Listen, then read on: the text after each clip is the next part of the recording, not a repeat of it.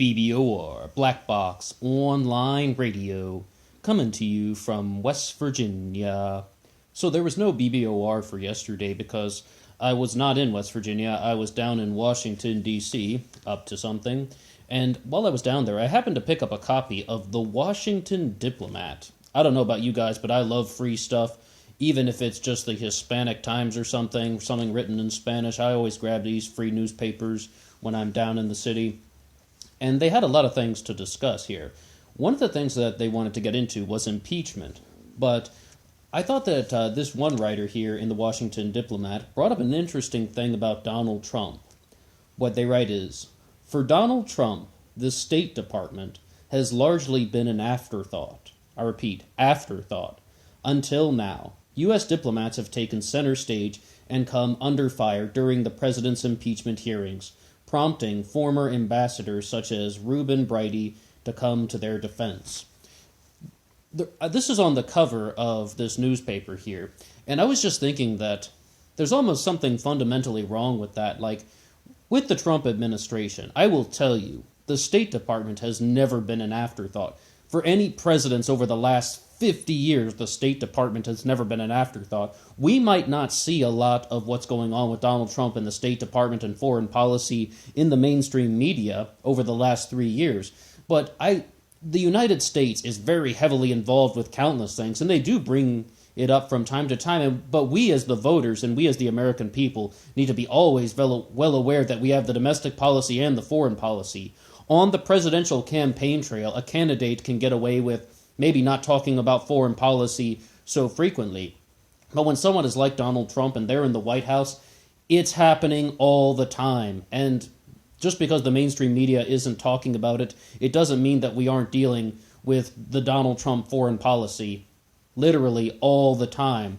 Like, for example, if you're going to look at something like North Korea, Donald Trump even got into a feud with his first Secretary of State, Rex Tillerson, over how Tillerson was acting with the North Korean regime, and that's one of the things that led to Tillerson's ousting. It didn't happen immediately, but that's one of the motivations. Or how about what's going on with John Bolton in Venezuela? And I'm fully aware that John Bolton was the National Security Advisor, not the Secretary of State, but at the same time, it's all about foreign policy. And a lot of people believe that it was just purely John Bolton that was the driving force that went into the situation and the turmoil that got hyped up in Venezuela, Nicolas Maduro, and that whole situation. Sometimes I check out the speeches from John Bolton on YouTube because the first reason was I was curious what other people would say about him in the comments section. I know you guys must do that too. Remember Michael Jackson and his popcorn on Facebook? People would just check out the comments and they just click the post to see what the comments are. And I really found that there's actually a very strong reception for John Bolton. At least there was about a year ago. I've noticed that like people's perception of him has really declined, and that might have something to do with the fact that he is no longer in the administration. But he said something very insightful about China when he was saying that the relationship between Washington and Beijing is much more about what Beijing does than what Washington does. And what's ever going to happen in 2020? It's 2019 right now. I don't know who's going to be the next president of the United States, whether it's going to be Donald Trump or Biden, Sanders or Warren, Buttigieg.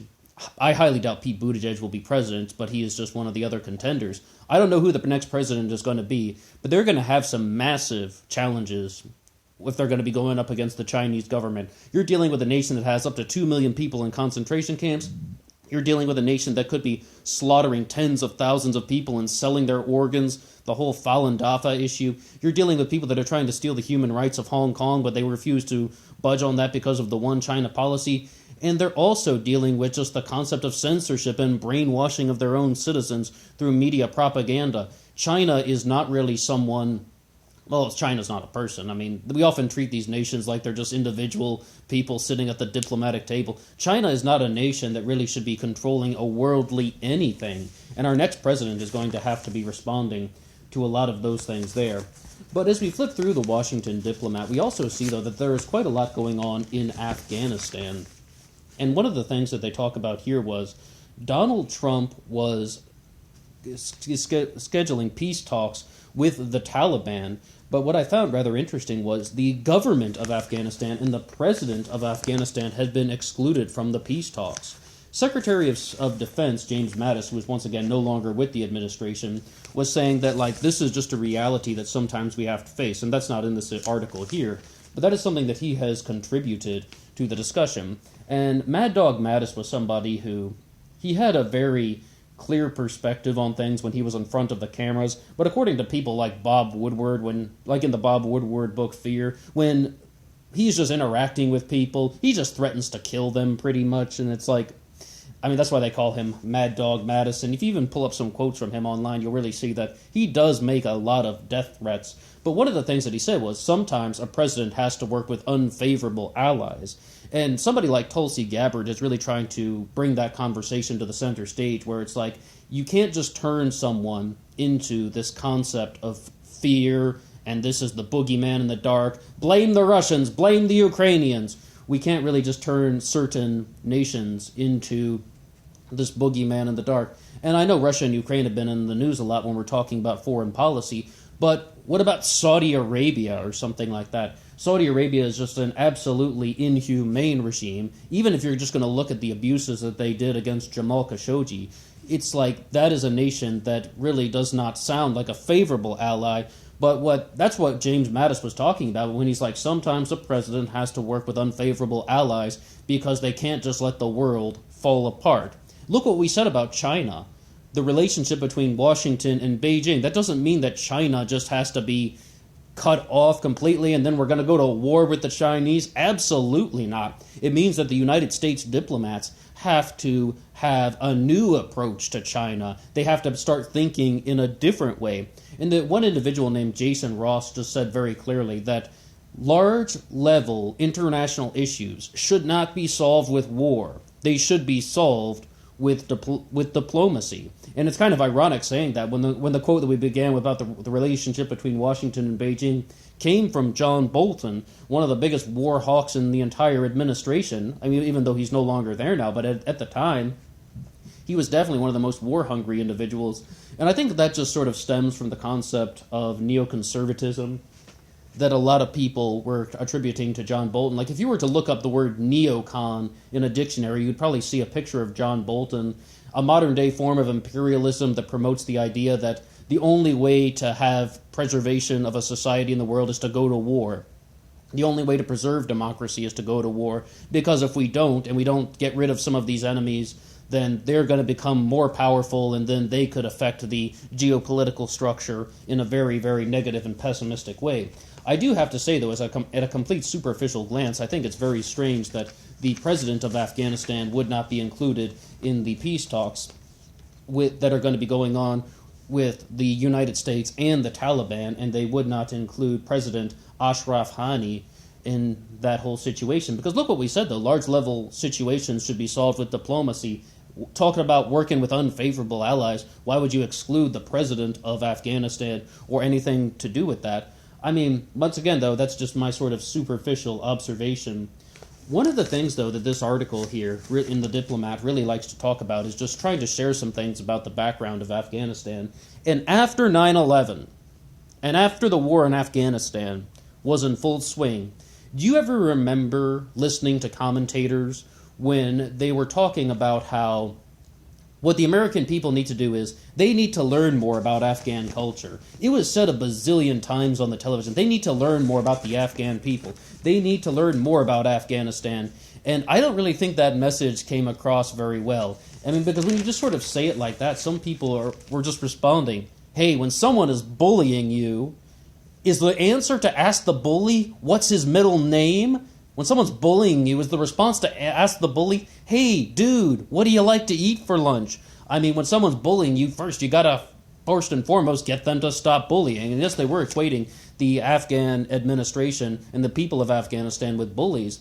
But the problem is, though, the way that was phrased was just so poorly. It's not just so much learning about, like, some little factoids about the country. It's about gaining that higher fundamental understanding that the cooperation of civilization is what drives it forward. Different people overcoming their barriers and unifying for the sake of goodness is a driving force for civilization. This is how it is done. It is done through the through the interactions of positive means. And we've had a couple uploads on this channel where we've been discussing that. When you sort of are just going to institute larger barriers and larger borders and become more divisive, the answer is almost always catastrophic. And that doesn't go down something like New World Order, One World Government, the globalists, the tyrants, and the social engineers. No, it's just saying you have to kind of recognize the value of other people and recognize their humanity. And if you think that that is something that just seems like a boring, painfully obvious statement, it is not, because we have countless groups in the United States of America that are saying everything to the exact opposite. And Donald Trump and the wall that was purely based on divisive rhetoric. It wasn't about anything to do with to stop drugs coming into the country. It wasn't about anything to do with even stopping illegal immigrants from coming into the country and undocumented individuals. It was not about anything to do with that. It was about divisive rhetoric.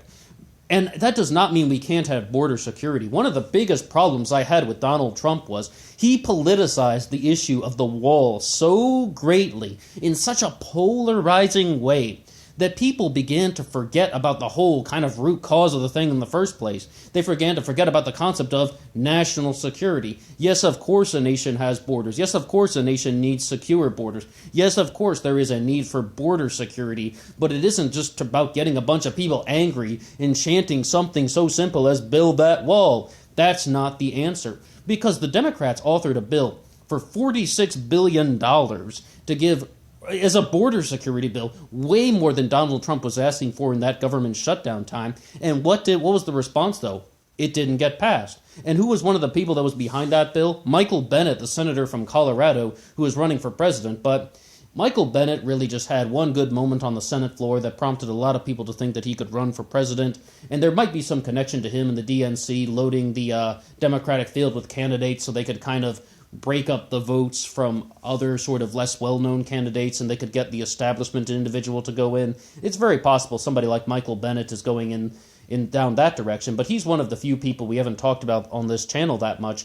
But the thing is, they did push for a bill for $46 billion for border security. By Bennett's own admission, the guards could have stood hand in hand, or the Border Patrol officers, but they are conducting the concept of guardianship. They could have stood on the border hand in hand all the way across it, based on the number of people.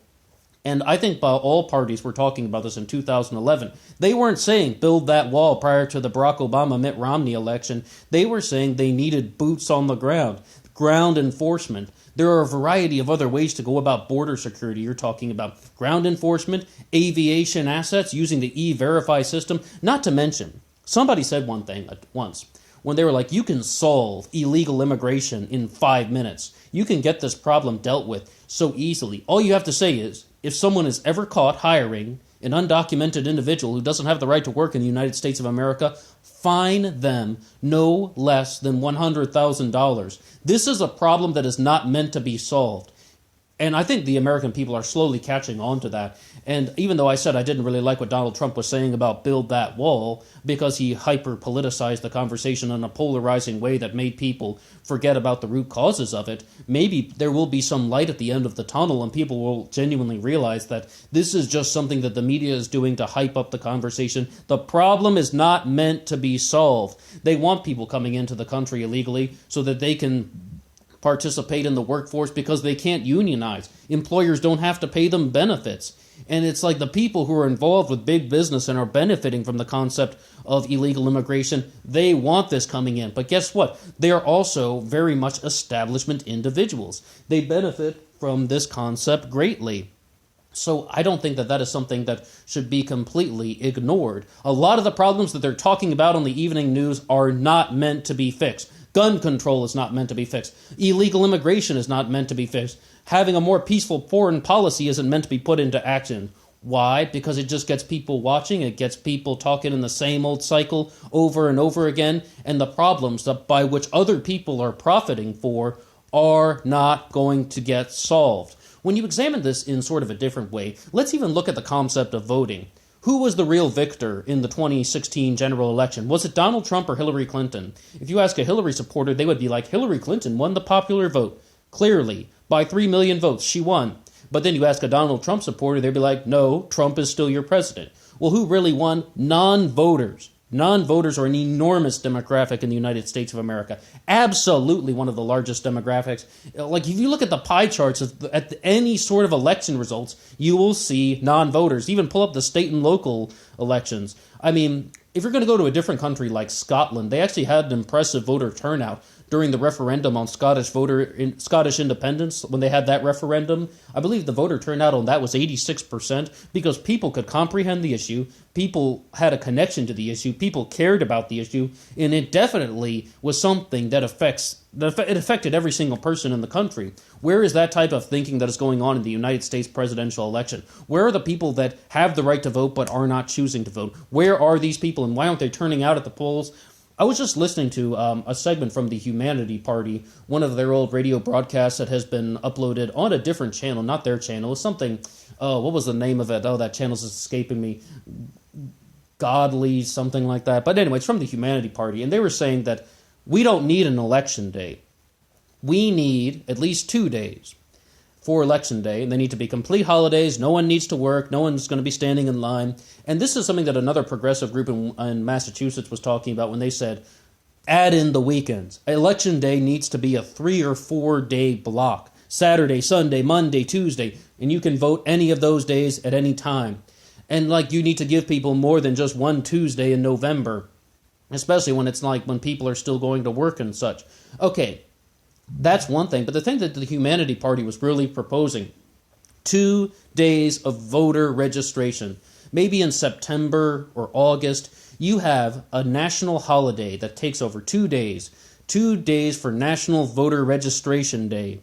And it's like, it would get more people involved with the situation. I mean, when people recognize that it is a national holiday, you get a paid holiday that you don't have to go to work, and you get to register to vote.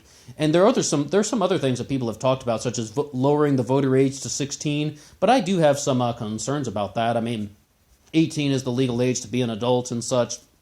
It's not the craziest idea in the world. I don't necessarily know if it's the most beneficial idea in the world, because as to be said, though, non-voters are dominating the election, so you really would think that it would just kind of reshape the pie chart kind of in a different way, and you might have the same sort of percentages if you were allowed to have 16-year-olds vote. It's not to say that 16-year-olds can't be in politics. When I was 16, it was 2004, and we had the Bush versus Kerry election, and a lot of people were just uproarious about the fact that they didn't have the right to vote, and that, I mean, they're 16-year-olds, they follow the news. I would have voted in that election, but like I said, though, that would more just kind of reshape the percentages. I mean, it would reshape the pie chart with just a little bit more in each wedge, and I don't know if that would actually have an impact on the results, because it's like the same sort of people are going to be voting every time, and it's more about pulling in this massive chunk of non-voters. Because once again, though, we said that civilization drives forward when you have different types of people working together, both just for the betterment of humanity in general. And when you're going to be looking at some of these issues here, it's just that the conversation in America is meant to be divisive. The conversation in America is meant to be at a standstill. The political system in Washington is meant to have gridlock. They are not trying to solve the problems. That's why when some people get up there and they listen to Nancy Pelosi talking about impeaching Trump, and they're like, oh yeah, Nancy Pelosi, right on with her. You know, I mean, well, she's not perfect, but she's our leader. No. Nancy Pelosi is not your friend. Nancy Pelosi is not the leader of anything other than her own power. Chuck Schumer is not the leader of anything other than his own power. And that goes for practically everybody in the Senate and most of the representatives. I mean, some people are a little bit lesser well known, so that they can kind of do what Frank Underwood, of all people, said. You can vote any which way they want, and then the establishment just passes whatever legislation they so choose. It's like, and I know that's probably not the best person to quote, considering first and foremost, Frank Underwood is not real, and he was played by a rapist. Sorry, Kevin Spacey, but let's digress from that for just a second. The biggest whole point is, the political system in the United States of America is against the people. It is not about change. It's about furthering the status quo that is beneficial to individuals who can use the Washington gridlock to their advantage, because you have these massive corporate entities that can slide through the little gaps in the political system and use that to their advantage. Money, power, profits, expanding it all for a very small group of individuals. And the Humanity Party kind of expands this discussion in a very particular way by saying that we will never have real political change in the United States of America as long as we keep having this system that benefits oligarchy. And we've also said on this channel, if you're ever going to talk about something like the New World Order, one of the things that we can recognize is that the New World Order is the system which allows oligarchy to propagate. And we're talking about on the global scale, because you have the concept of oligarchy to global proportions. Look what they're talking about with Russia and all these financial billionaire oligarchs that are controlling the Kremlin, and Vladimir Putin is just kind of someone who's doing sort of a back and forth relationship with the Russian billionaire financial oligarchs. Look what we said about China, about how China's trying to slowly take control of the world through their Belt and Road Initiative, the Belt and Road Forum, and just trying to latch onto all of these small impoverished nations. China will get the control, China will get the political power, China will get monumentally rich, and there'll be a little bit of kickbacks to the leaders of these developing world nations. They were just posting in the news today on Twitter that China has signed a massive deal with Micronesia, the Federated States of Micronesia. And a lot of the things that you see about this aren't isolated to China, because the Republic of China, also known as Taiwan, was trying to do the same thing for years. This was one of the ways that the Taiwanese government tried to maintain support for its what they call a nation, but China, of course, would just say Taiwan is perhaps a region of the People's Republic of China, one China policy and all that. But the Taiwanese government would go to economically weaker nations and pretty much just buy control of them. Like, for example, in 1991, they gave Niger a $25 million loan. It must have been billion, but I think I read $25 million loan to kind of rebuild the country or something following economic deterioration. And then they're just like, the only condition is you have to swear allegiance to Taiwan. And they tried this with Chad and the Solomon Islands, as well as various other Caribbean nations. So it's like, you see though, it's really just about how this is something that is not unheard of in the region, using finances to kind of take control of someone's thinking and to take control of someone's political abilities. This is something that has been done from that part of the world for a very long time. In the Belt and Road Forum, China's Belt and Road Initiative, One Belt, One Road, is something that is just continuing that process. And it's going to be a very difficult couple of years if we keep having a nation that is going to be committing human rights abuses, but also wants to be the leader in global economic powerhousing. That is really going to be something that's going to be very difficult for our next president and his or her administration to deal with. But one of the things is we still have to stand by the concept of integrity, because if you don't have integrity, what really do you have? Then you would just have two nations that are committing human rights abuses for their own selfishness and for their politicians and their own power grabs and for their oligarchs to stay in place, and that would leave us in the exact same situation. The concept of oligarchy would continue to propagate. There's your new world order.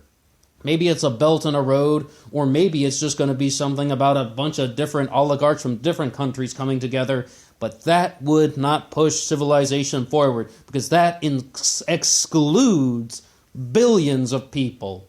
And that's where I think we're going to have to leave it at there. And thanks to everyone who wrote into the Washington Diplomat. But other than that, I would just like to say thank you to anyone who has listened to the end of this recording. Been a little hyped up on coffee today, but it's good to be talking to you guys again. This has mostly been a true crime channel in the past, so we're hopefully going to get to some more mysteries and true crime stuff coming on up in the next couple days. If you like this upload, you can hit the like button. If you haven't subscribed already, you can hit subscribe. And if you have anything to say at all about the political process, please drop a comment below. I know that some of these things we said were rather superficial, just pulling out some headlines and discussing what's in the news. The first time we've ever truly done it in this fashion on this channel. But I would love to hear anything that you have to say at all, and until next time.